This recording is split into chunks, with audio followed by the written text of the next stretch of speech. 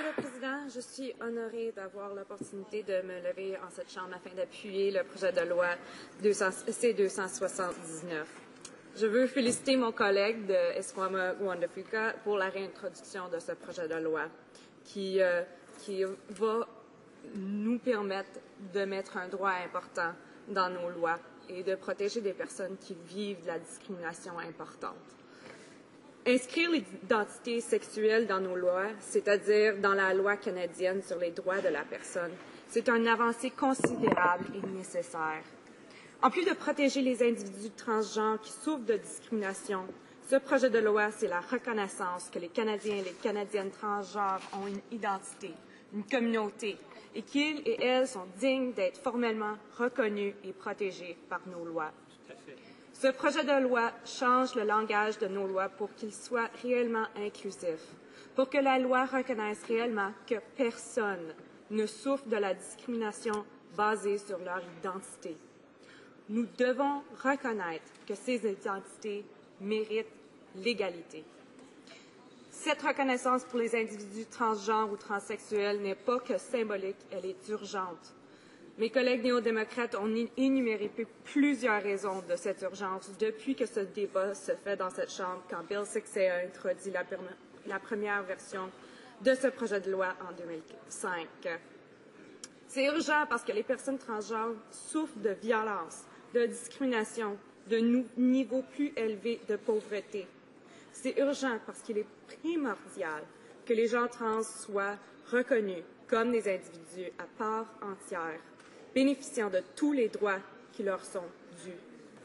Nous, en cette Chambre, ne devons pas avoir peur de reconnaître les transsexuels, les personnes transgenres et les personnes intersexuées en tant que Canadiens à part entière qui méritent leur identité inscrite dans la loi canadienne.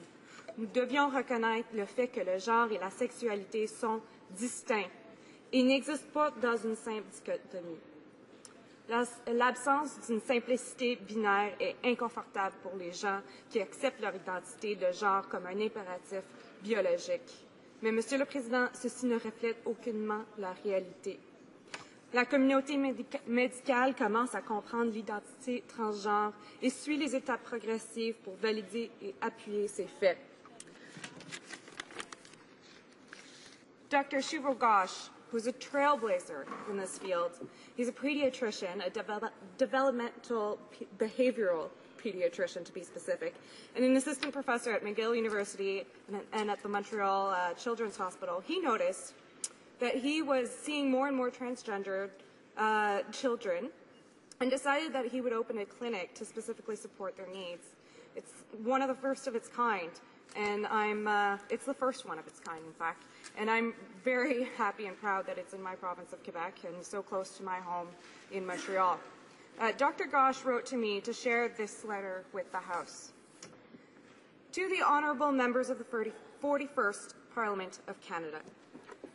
Last year, in 2011, when Bill C-389 passed its third reading in the House of Commons, many questioned the wisdom of enshrining gender identity or gender expression in the Canadian Human Rights Act, and whether this was redundant, given that sex is already protected. With the NDP's private members' bill on gender identity now up for debate, these questions are once again being raised. As a pediatrician who cares for gender nonconforming children, adolescents, and their families, who are part of the roughly 1 to 2% of all Canadians with differences in their gender expression, I would like to highlight the main reasons why this issue is crucial for Canadian society. While gender identity and sex are related terms, they are not synonymous. The most obvious example of this dichotomy is in children born with medical intersex conditions who identify more with one gender or another, or rarely neither or both.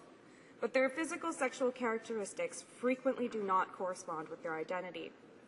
Are we to conclude, then, that they fall outside of the protection of the Human Rights Act because their sex is indeterminate or incongruent with their behavior? Youth with any variant in their gender identity have been shown in numerous studies in various clinical databases to be the group most vulnerable to extreme and violent bullying, depression, anxiety, and suicidal thoughts. Adolescents with gender variants are 14 times more likely to attempt suicide than any other subgroup of teens, including other recognized and protected vulnerable populations. They are also the most likely to be rejected by peers and by family members, and often lacking even any legal recourse to simply be who they are.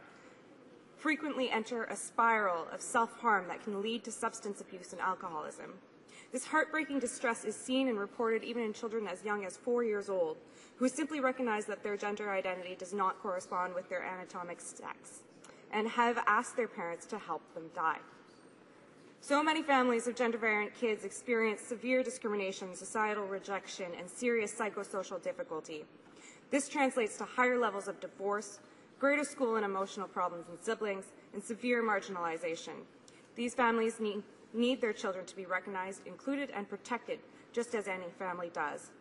Isn't it fair for Canada to stand up and stand together to say that our most vulnerable children and teens deserve to be specifically protected for the very characteristic that makes them vulnerable?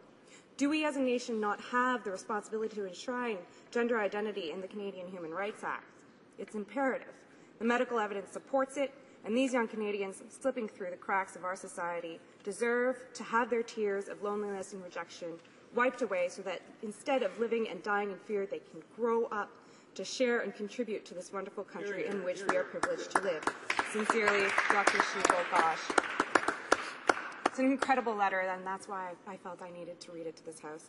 Dr. Gosh sees firsthand every day how children suffer from the pressure to normalize and how space must open in our culture and in our minds to account for gender nonconforming children. Some children have biological gender variants, but nowhere do they see powerful reflections of themselves in mainstream society. But, Mr. Speaker, a person must be recognized, must see themselves reflected in the world around them to feel healthy and accepted. And we, as legislators, have to make laws that recognize their inherent human rights. Not only do we have the power to better protect trans folk from the disproportionate harm that they do face, but I believe we can be even more proactive about this problem. This bill is a very good first step, and I want to thank my colleague for all the work that he has done in order for it to have the possibility of becoming law. It is my hope, though, that we can do even more to break down the inherent discrimination in our society, because there are so many spaces that define and treat us by gender, spaces where trans folk face non-inclusion, discrimination, and harm. We must proactively train police, airport officials, teachers, legal personnel, medical personnel, and raise awareness among all Canadians that gender nonconforming people are equal members of our communities who deserve to be respected, to be treated with dignity, and cannot be discriminated against, just the same as those of us who conform to our birth sex as our identity, because this is about people whose rights are being ignored because of who they are. In closing, Mr. Speaker, I want to thank those who work on ensuring the rights and dignities of transgender and transsexual people, like Dr. Gosh, and others I've heard from, like Gwen Horwath, a trans woman filmmaker and activist who took the time to meet with me in Vancouver and advocate for the rights of trans youth who she works with in downtown East Side. I want to thank those who every day bravely face discrimination, hate, violence, marginalization, every day because of who they are.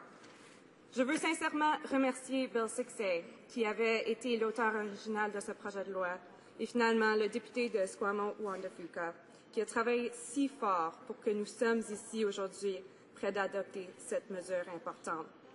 Finalement, je veux remercier d'avance tous les députés qui vont appuyer ce projet de loi. Je veux les remercier du fond de mon cœur. Merci, Monsieur le Président.